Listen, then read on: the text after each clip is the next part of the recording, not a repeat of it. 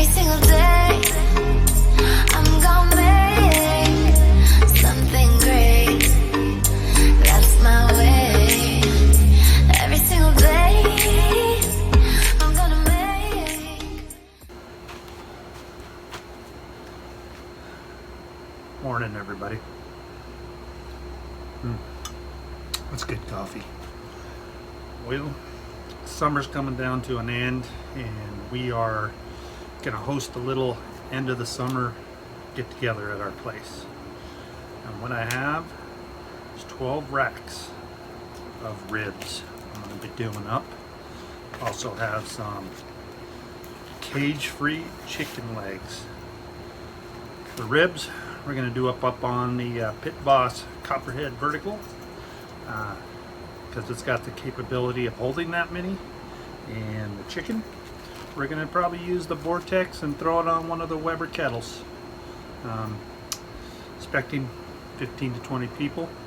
Do a little filming of it all, but as you can see, the sun's coming up behind me. Hope that's not affecting the camera too much. It's about 7 o'clock in the morning. I'm going to do a quick trim up on these ribs, season them, pull the membrane off, throw them in the smoker, let them go for 3 hours, kind of the 3-2-1 method. Wrap them, let them go for another couple hours, and take them out, kind of sauce them up a little bit, put them back in there and let it set. Chicken, just gonna clean them up, put some barbecue sauce on them or seasoning, put them on the Weber kettle, and let them go probably hour 15 minutes till they're up to temp. Then start saucing them and let them go till that sets. So let's see how this goes. I've never done this many racks of ribs. We'll see how it turns out.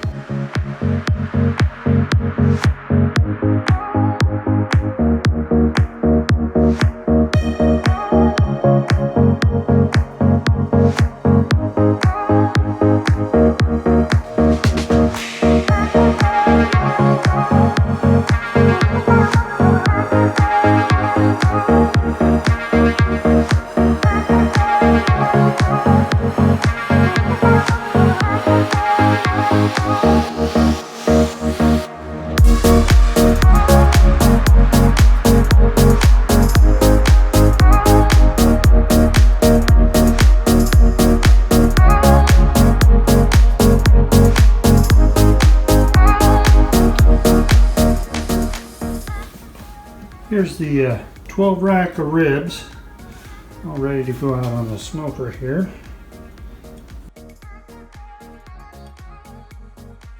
So you saw how I did those. Use mustard. I like to use mustard as my binder. I've used Worcestershire sauce, I've used mayonnaise, I've used water, but mustard's easy, and I don't really think it adds any flavor. It just makes it look pretty while the seasoning is on it and holds it there. So I just buy, for this, I just bought yellow mustard from Walmart. And then I did 2 layers of seasoning on them. The first one is basically an all-purpose barbecue seasoning. Picked this up at food services, Restaurant Depot, just your big box supplier, same place I get my meat from.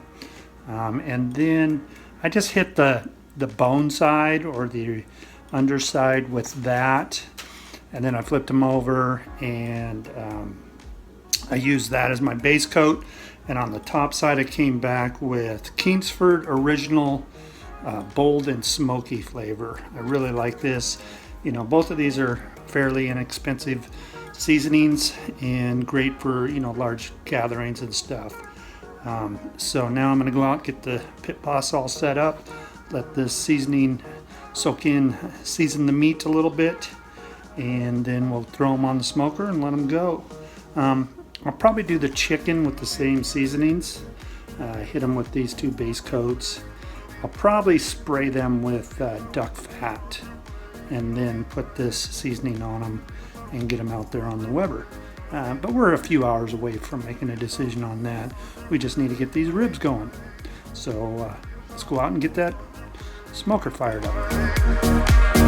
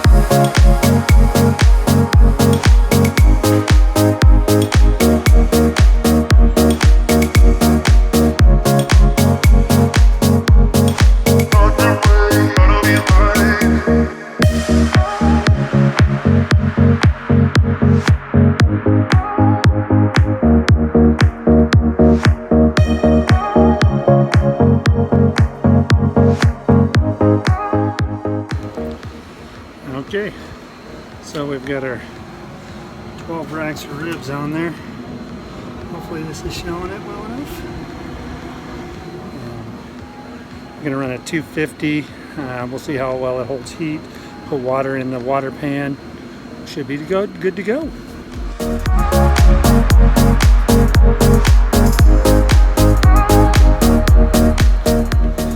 So it's getting warm out here. Got the ribs going. Looking pretty good in there. Getting close to time of wrap, but it's getting hot. I think it's time to cool off a little bit, T-Roy style.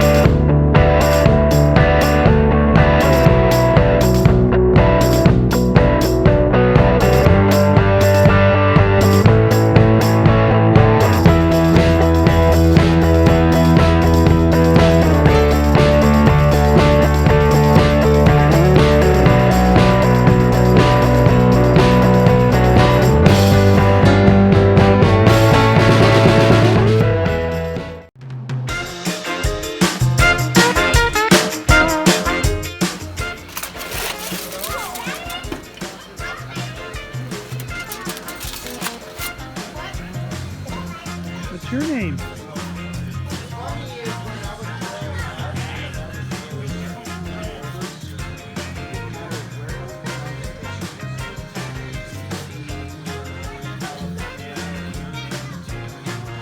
Zoom in on Matt.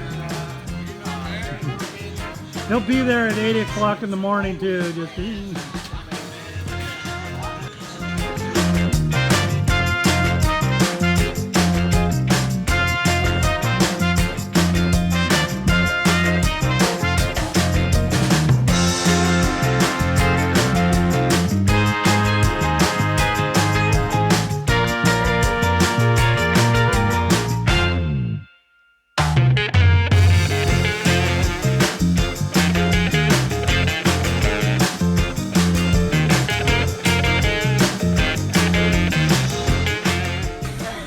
I'll eat the rest. Put the plate down here so I can get in my video. Oh man, barbecue perfected.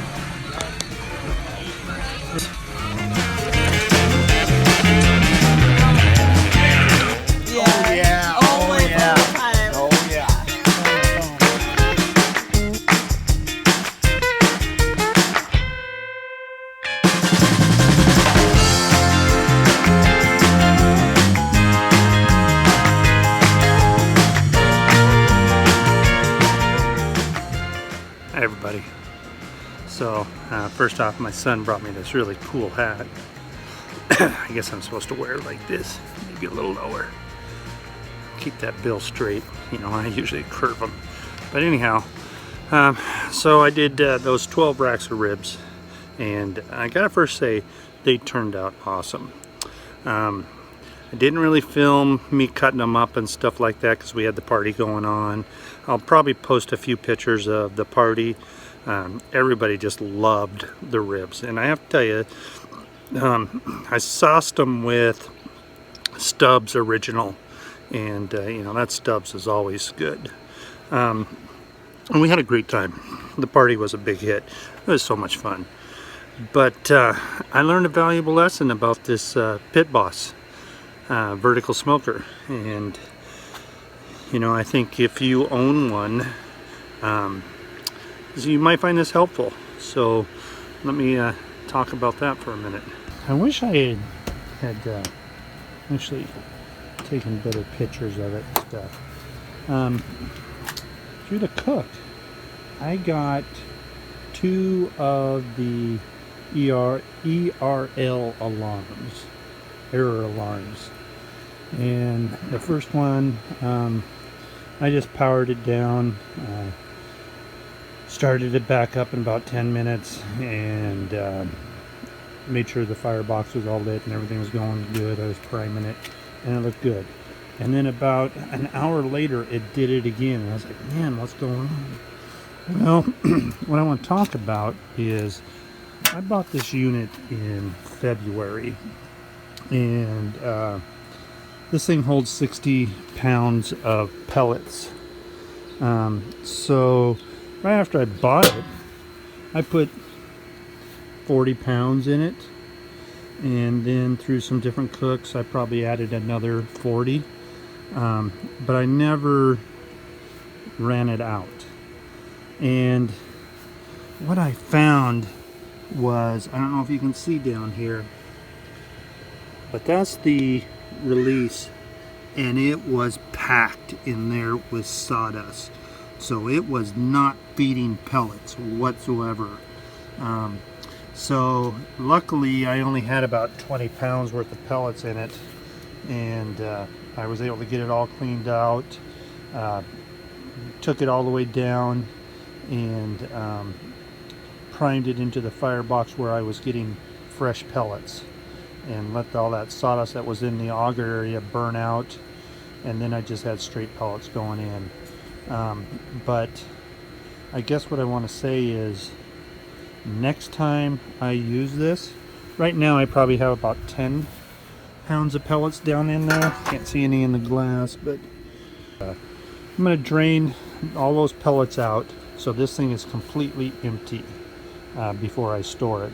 And never again will I just fill this thing full of pellets and let it run. I'll put in what I need and then monitor it and add more as I go, because I'm not going to have that thing clogged up. Once I got it cleaned out and fresh pellets in there, it ran just great from then on.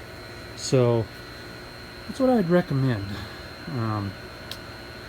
Don't just leave your pellets in it. I thought it'd be fine. I don't have a whole lot of moisture around here. We're in a dry climate.